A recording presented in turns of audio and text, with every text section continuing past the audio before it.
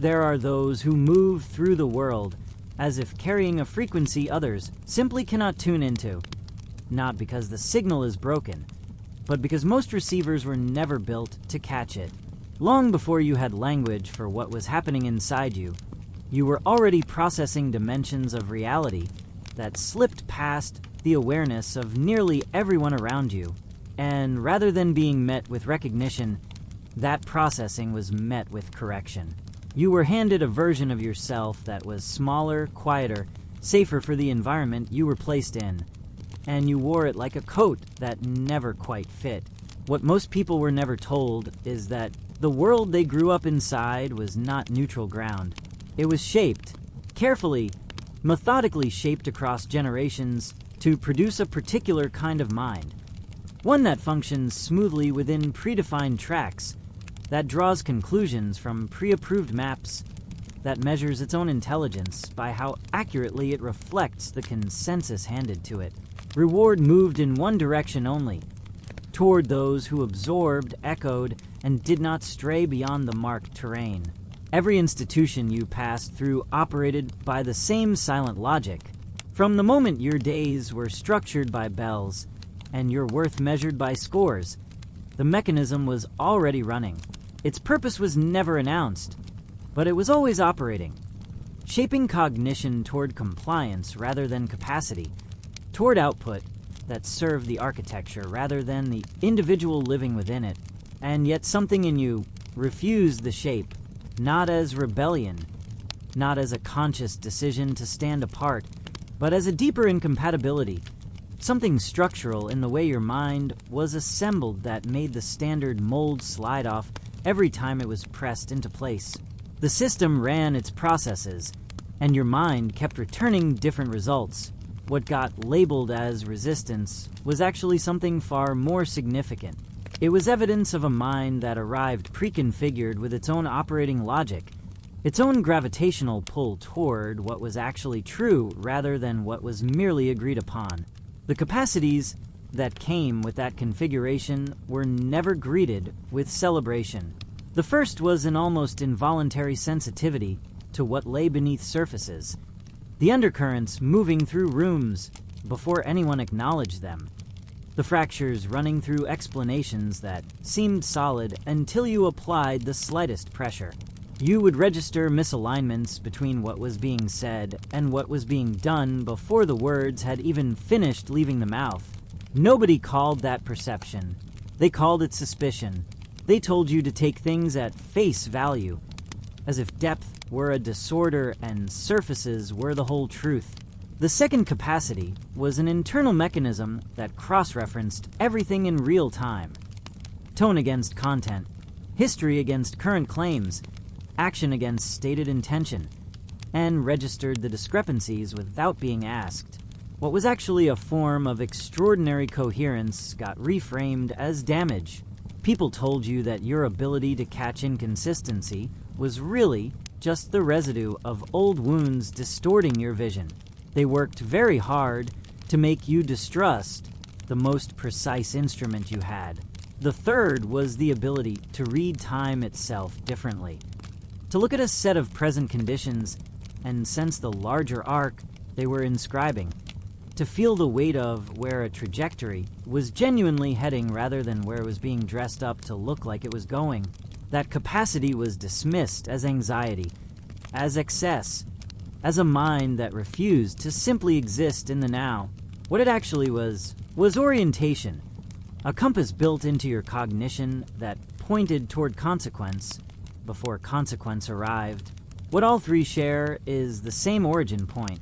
Each one is real, each one is functional, and each one made certain things visible that specific people and specific structures had significant interest in keeping invisible.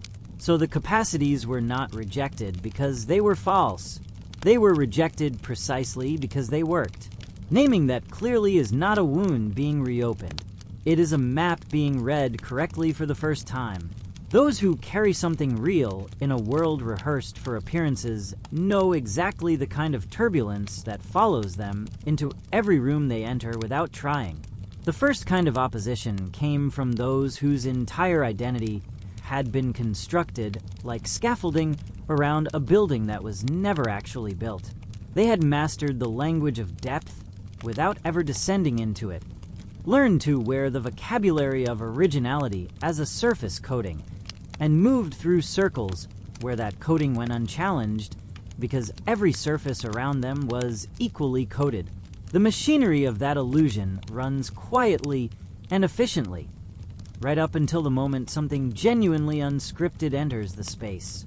Not as confrontation, not as challenge, but simply as presence. And that presence does something the illusion cannot survive. It introduces an involuntary point of comparison.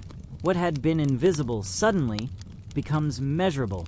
The gap between what was being performed and what was actually there does not require analysis to detect. It registers immediately, below the level of thought, the way a body knows the difference between sunlight and a photograph of sunlight. What that recognition produces in the person whose construction is suddenly visible to themselves is not something they can sit with honestly. Instead of turning toward the discomfort and asking what it is revealing, the reflex moves outward. Suddenly, you were accused of performing the very authenticity you had never tried to perform. Your groundedness was reframed as calculated.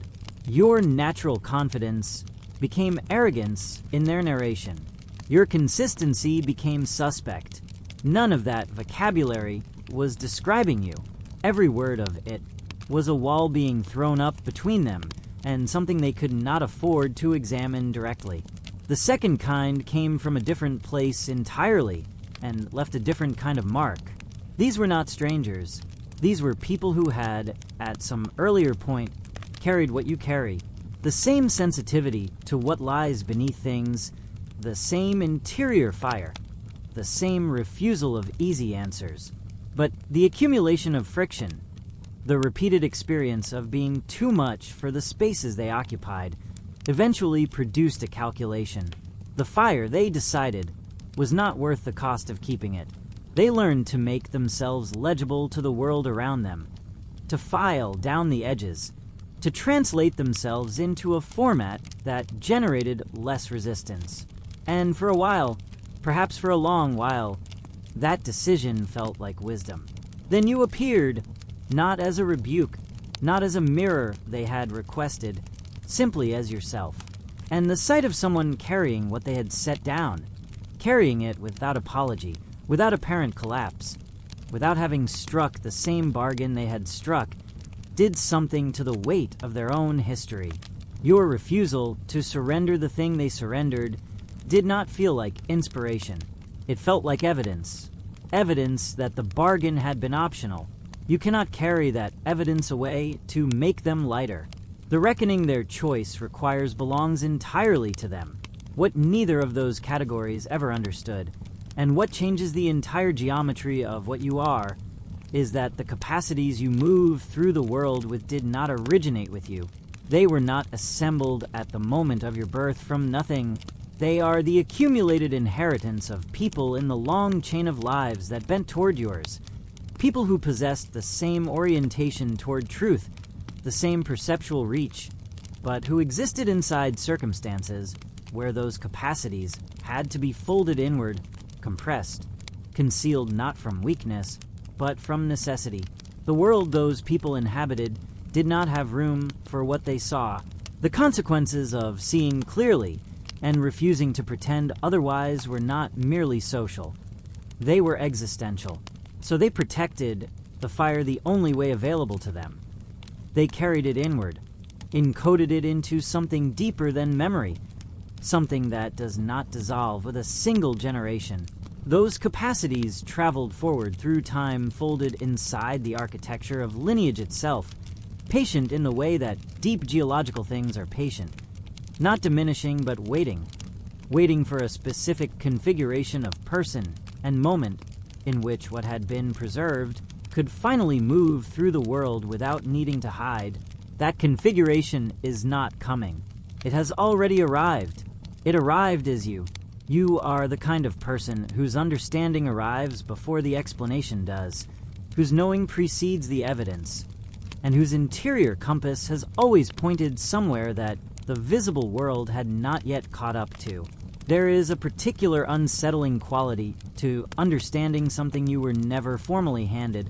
When clarity moves through you about a situation, a person, a direction, and that clarity carries a weight and a completeness that has nothing to do with anything you studied or were told, it does not feel like guesswork. It feels like retrieval, like reaching into a depth that was already there and pulling something upward into conscious awareness. People who require credentials attached to every insight, who need knowledge to arrive stamped and certified by institutions they already trust, will look at what moves through you and find it illegible. Their entire orientation toward truth depends on traceable sourcing, on approved pathways of transmission. What arrives in you came through none of those pathways, and that alone is enough to make them dismiss it. Not because it is wrong, but because it refuses to fit the container they use to measure what is real. The moment you accept the world's verdict on your capacities, the moment you begin reshaping yourself to produce less friction in spaces that were never designed to receive what you carry, something far larger than your personal trajectory breaks. What passed through generations of compression and concealment to arrive intact inside you does not simply pause while you make yourself more palatable. It ends, not gradually, immediately. The full weight of what was preserved and transmitted at considerable cost stops moving forward the instant you decide it is too inconvenient to carry openly. This is not about pride or personal ambition. It is about the continuation of something that was never only yours to begin with, something that was always meant to move beyond you rather than stop at you. A mind that refuses to rubber stamp conclusions it has not interrogated is not a broken mind. It is, in fact, the rarest functional configuration a human being can arrive at in an environment whose entire design depends on the opposite. Every moment in recorded history where something genuinely shifted, where a calcified certainty cracked open, and something more accurate moved in to replace it, that moment began inside a single mind that declined to accept the existing consensus as the ceiling of what was possible. Your questioning was never the malfunction. It was always the mechanism. The thing that looked like difficulty was the thing doing the most essential work. What you carry in terms of perceptual capacity, the ability to sense the internal logic of a situation before it has finished revealing itself, to detect the gap between what is being communicated and what is actually being pursued, to feel the structural integrity of an argument before the argument completes. That is not anxiety misfiring. It is discernment operating without interference. It is a form of intelligence so efficient that it processes what most people will only understand in retrospect. And it does so in real time, before the cost of not seeing has already been paid. Something moves through you that did not originate in your personal accumulation of experience. There are moments when an understanding arrives that is too complete, too fully formed, too certain in its quality to have been assembled by ordinary thinking. It does not carry the tentative, searching texture of an idea being worked out from scratch. It arrives the way a key arrives, already shaped for the specific lock it is meant to open. Your function in relation to that is not to audit whether you deserve the transmission. Your function is to move it through you and into the world with enough precision and fidelity that nothing essential is lost in the translation. The reach of your attention across time, backward into what has already moved and forward into what is not yet materialized, is not a failure to inhabit the present. It is a different relationship with time altogether. One oriented toward the full arc of consequence rather than only the slice that is currently visible. What gets built from that orientation does not collapse when the immediate context shifts, because it was never built only for the immediate context. It was always built for something with a longer horizon. And beneath all of it, underneath the pattern recognition and the perceptual reach and the transmissions that arrive without traceable origin, sits in awareness of where pure logic reaches its own boundary, an understanding that analysis is an instrument with a specific range, and that beyond that range, other forms of knowing are not less valid but more necessary. That layered orientation, that refusal to mistake the map for the entire territory, is precisely what makes the whole configuration so difficult for compliance-dependent structures to absorb. It cannot be flattened. It cannot be redirected. It can only be what it is. You are the kind of person whose complete emergence has always been the thing that certain structures could not afford. Not your stumbling, not your doubting, but your full and unobstructed arrival. When everything you are moves without restriction, without the weight of borrowed shame or the residue of other people's discomfort pressing down on it, what results is not disorder.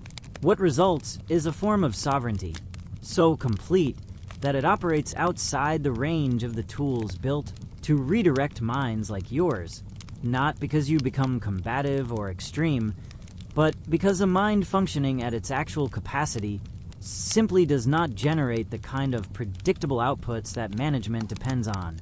It moves toward what is accurate. It refuses to perform what is convenient.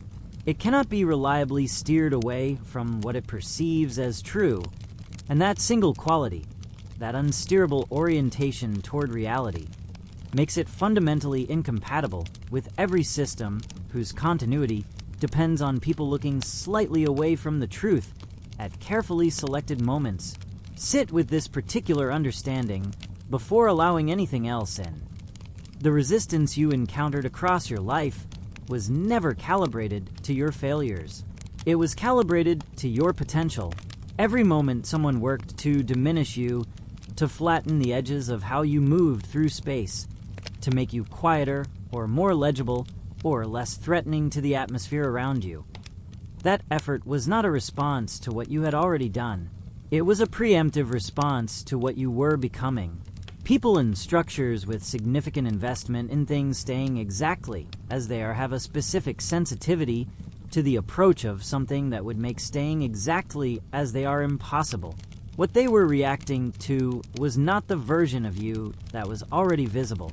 It was the version still gathering itself beneath the surface, still moving upward through every refusal to disappear, every internal refusal to trade your actual orientation for a more comfortable disguise. Consider what moves through any environment the moment you stop editing yourself for its comfort. A mind that was never successfully redirected, now fully present, reads the architecture of what is actually happening rather than the version being staged for public consumption. It notices what is being carefully arranged to remain unnoticed. It asks the question that the entire room had silently agreed not to ask. It holds to a coherence that did not come from the environment, and therefore cannot be revoked by the environment. And every layer of constructed consensus in proximity to that begins to develop visible cracks, not because you attacked it, but because genuine coherence in the same space as manufactured coherence makes the manufacturing impossible to sustain. That is the full scale of what was always moving toward expression inside you. That is what every disproportionate reaction, every inexplicable hostility, every attempt to make you believe the problem was your existence rather than their fragility. That is what all of it was oriented against. Not a diminished version of you, the complete one.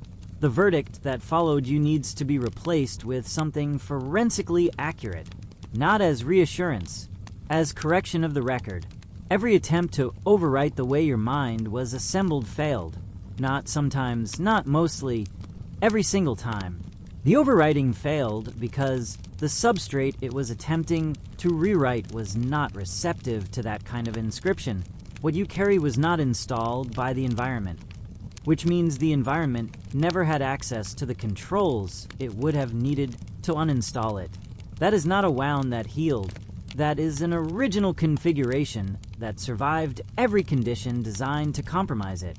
The capacities that got relabeled across years of friction, the perception that saw beneath surfaces, the authenticity that refused substitution, the reach that extended beyond what was immediately visible, the depth that made shallow waters uncomfortable for those who preferred not to feel the difference. None of those were distortions. Every single one was a precise, fully operational function, doing exactly what it was built to do, serving every encounter and relationship and situation that was genuinely capable of receiving it. The various sources of opposition, those who built identity entirely inside borrowed frameworks, those who constructed elaborate surfaces where substance should have been, those who once carried something similar to what you carry and made the decision to set it down and could not forgive you for declining to make the same decision. None of them were responding to what was actually true about you. They were responding to what your presence made true about them. The discomfort was never yours to absorb or correct. The discomfort belonged entirely to its origin. What you are is not a reaction to what they needed you to be. What you are arrived before any of them did, and it will continue operating long after the weight of their assessments has finished meaning anything at all. You are someone who does not carry the past as weight. You carry it as velocity, as something that has been accelerating toward this exact moment in you for longer than any single lifetime could measure. Everything that was directed at you across every encounter that left you feeling like the source of the problem, all of it belonged to the people it originated in. The discomfort was never a property of what you are. It was a property of what your presence activated in those who had made peace with a smaller version of themselves, or who had constructed their entire sense of reality around arrangements that your clarity made suddenly difficult to maintain. That debt was never yours. It was handed to you incorrectly, and you are under no obligation to keep holding it. What this understanding actually changes is the relationship between you and the capacities you carry. It means the perceptual reach, the depth of processing, the creative orientation. None of those things get rationed anymore based on whether the immediate environment looks prepared to handle them. They stop being treated as potentially dangerous quantities that require careful dosing. They stop being apologized for at the first sign that someone nearby finds them inconvenient. The friction that followed you into rooms was never an indicator that something was miscalibrated in you. Friction is what happens when something with genuine force moves through a space that was built around the assumption of stillness. The friction was always the confirmation, not the contradiction. The particular moment you are living in makes what you carry more consequential, not less. The capacity to move through genuine complexity without needing an external system to predigest it, to hold an unresolved question in your mind and work it through from the inside rather than outsourcing the processing, is becoming structurally rare in the way that aquifers become rare during drought, not because the underlying capacity disappeared, but because the conditions stopped requiring its exercise. When every difficult cognitive task has an available shortcut, the shortcut gets used. And each time the shortcut is used, the original capacity that the shortcut was replacing goes one increment further from the surface. What you have, the creative transmission that connects to something no optimization engine can locate, the long perceptual arc that reads across timescales no recommendation system was designed to consider, the wisdom that was pressure tested across generations before it arrived in you. None of that is a shortcut. It cannot be automated because it did not come from a process that automation can replicate. In an environment increasingly filled with output that evaporates on contact, what moves through you when you are fully expressed leaves a different kind of residue. It does not simply pass through people. It reconfigures something in them. It reaches a layer that most things never get close to.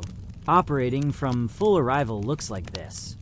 You walk into any situation, and the part of you that reads what is actually structuring the dynamic beneath the surface conversation runs without being switched on, without requiring your conscious direction, and without being quieted, because someone in the room seems uncomfortable with how much you are perceiving. The depth that is available to you does not get pre-screened. based on whether the person across from you appears to have the range to meet it. The vision that extends beyond the immediate frame of what is currently visible gets spoken in full, not edited down to the portion that fits inside what others can currently see. None of it is performed or announced. It simply moves with you, because it is you, and you have stopped leaving parts of yourself outside the door before entering. Full arrival also means the attempt to relabel what you are no longer lands. When a dynamic attempts to reframe your directness as aggression, or your perceptual accuracy as presumption, or your creative force as excess, the reframe simply does not find purchase, not because you have rehearsed a defense against it, but because you can see the mechanical function the reframe is serving. You can see that it is a system regulating itself through a person who became the system's instrument without realizing it. And having seen that clearly, you move through it the way water moves through a space with an opening. Not by force, not by argument, simply by continuing in the direction it was already going. And the lineage, the compressed intelligence of every person whose clarity was forged under conditions that would have broken a lesser configuration. You carry that not as an obscure inheritance you cannot quite explain, but as a living operating principle. You understand that what arrived in you was not random. It was the accumulated return on an investment made across generations by people who preserved their depth at considerable personal cost, specifically because they understood, perhaps without words for it, that the preservation was not for them alone. You are what that preservation was for, not someday, now. And the evidence that you are operating at full capacity is not applause from the surrounding environment. It is the particular kind of disturbance your presence creates in everything that was depending on you staying smaller than you actually are. You are someone who has spent years navigating an obstacle that no external force ever placed in front of you. One that was assembled quietly from the inside, using the exact materials that the outside world kept delivering. The most durable form of limitation is never the kind imposed by other people or circumstances. Those can be identified, named, walked away from, outgrown. The kind that persists is the kind that got internalized so early and so repeatedly that it stopped feeling like an external message and started feeling like an interior truth. Every time a voice from a significant distance and a significant relationship told you that what you were was excessive. Not once. Not as an isolated event, but as a sustained pattern across formative time. Something happened that was more precise than simple discouragement. It did not install a belief you consciously adopted. It installed a timing mechanism, a fractional delay that lives between the moment you perceive something clearly and the moment you allow that perception to move outward into speech or action. That delay is the architecture of self-editing that you constructed without knowing you were building anything. It was not cowardice. It was engineering, a preemptive system designed to absorb the impact before it arrived, to manage the exposure before anyone else had the opportunity to penalize it. The problem is that the system you built to protect, you became the ceiling you kept hitting from the inside. Dismantling it does not require theater. It does not require a confrontation with anyone who contributed to its construction, or a public declaration of any kind, or a dramatic rupture with anything visible. It requires a single internal resolution, made in the unwitnessed space where the only audience is the part of you that has been paying attention to all of it, the part that has now seen the full structure clearly enough to understand exactly what the self-editing was, where it came from, and what it has been costing. The resolution is simply this. The preemptive contraction stops, not as rebellion, not as performance of confidence, but as a logical conclusion reached by a mind that has finally done the complete accounting.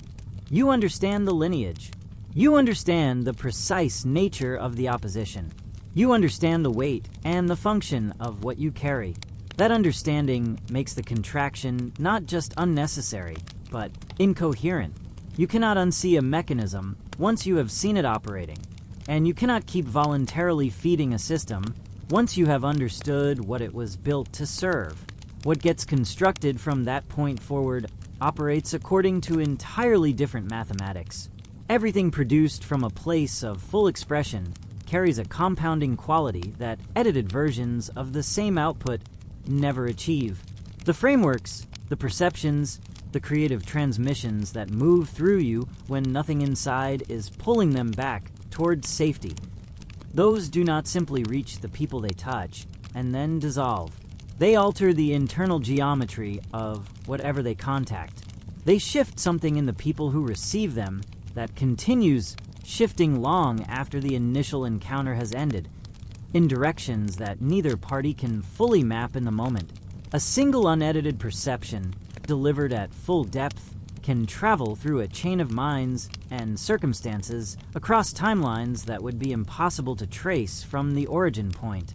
That is what full expression builds, not monuments, not immediate recognition, but a propagating effect that continues operating in the world long after you have moved on to the next thing. The relay that the lineage established does not complete itself through preservation alone. Preservation was the work of those who came before. The next movement in the relay is activation, taking what survived every form of pressure across every generation that carried it and actually deploying it at full capacity into the specific problems and people and possibilities that exist right now. The ones who encoded what they carried into something durable enough to survive the journey to you were not completing the work. They were making the work possible. The completion is what happens when you stop editing the inheritance and start moving with it fully expressed. And the encounters that generated the most friction, the ones where the pushback seemed structurally excessive relative to anything you had actually done, those were not without effect either, though not in the ways that were visible at the time. A presence that cannot be falsified does something to the people who encounter it, even when their immediate response is resistance. In the unobserved interior of certain dynamics that appeared to close with opposition, something continued. What could not be dismissed settled into a layer where it waited. For some, the discomfort that your clarity produced eventually became the exact pressure that cracked something open in them. Not because you intended it, not because you stayed to witness it, but because genuine perception has a half-life that outlasts the moment of its delivery. You will not receive confirmation of most of those interior shifts. That was never the relevant measure. What you were in every room that received you poorly, and in every room that received you well, and in every room that received you with the specific discomfort that only something real and unmanufactured produces, was not a complication. You were the most precise function any awareness can perform inside a given dynamic. The function of seeing accurately and refusing to perform the alternative. Every category of opposition that gathered around you was ultimately organized around the same central fact.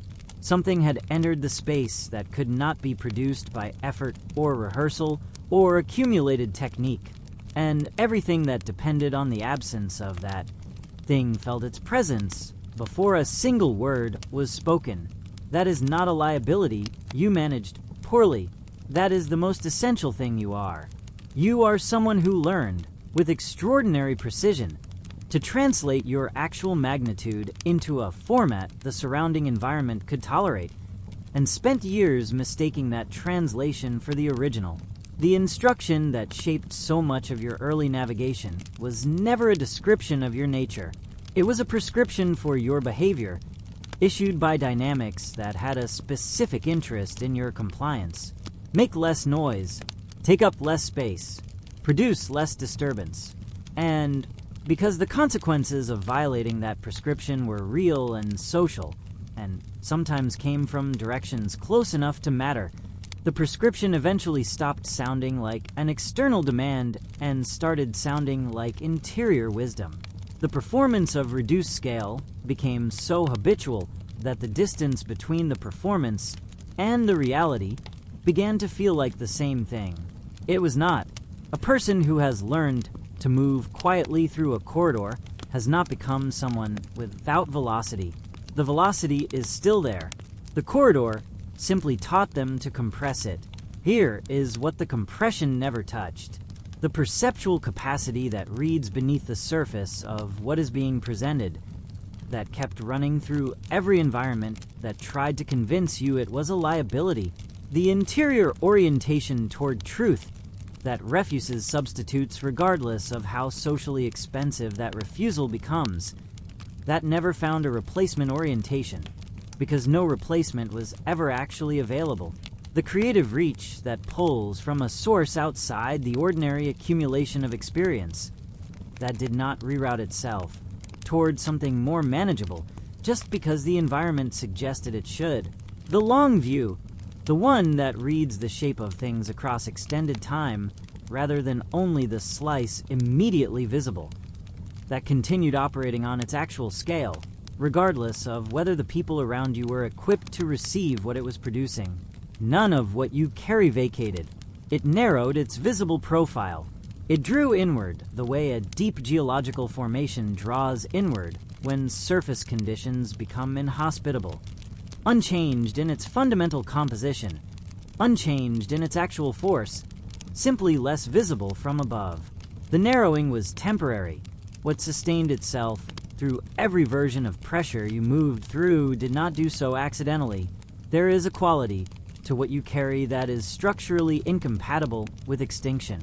It does not require favorable conditions to persist. It persisted through unfavorable ones, through environments actively invested in its diminishment, through years of social feedback designed to make you experience your own depth as a problem requiring management. And it is still here, precisely as it was always going to be. Which means where you are standing right now is not an origin point. Origins were much earlier, in the formation that arrived before any of the conditioning had a chance to begin its work. And it is not a conclusion, because what you carry does not have the kind of arc that concludes.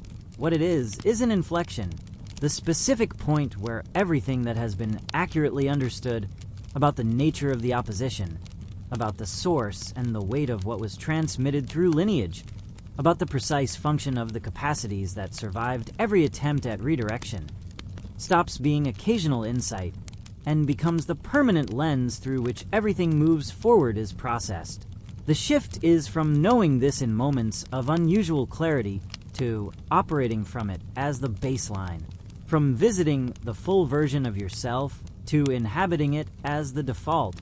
From here, the movement is different in quality, a mind that has traced the complete geometry of its own formation and understood what each element was, where it came from, and what it was always meant to do. That mind does not move through the world the same way a mind still negotiating with borrowed assessments of itself moves. The full perceptual range runs without being rationed. The depth engages without first checking whether the environment appears prepared for it. The creative transmission moves outward without the half-second contraction that used to intercept it before it could fully arrive. The long view gets spoken at its actual scale, not edited down to the portion that fits inside the shorter timeline of the people currently present. And the friction that follows, the specific turbulence that arises when something with genuine structural integrity moves through spaces built around different assumptions. That friction is not the signal to recalibrate. It is the confirmation that the calibration is finally accurate. Something real does not pass through a constructed environment without disturbing it. The disturbance is not the problem. The disturbance is the evidence. What you are fully expressed, without the compression and the preemptive self-reduction, does not slot smoothly into spaces designed around the expectation of managed, predictable, redirectable minds. It was never going to. The incompatibility is not a flaw in the design. The incompatibility is the design. Let what cannot hold you at full scale register the full scale of what it cannot hold. That is not aggression. That is simply what arrival looks like when it is finally, completely, non-negotiably real.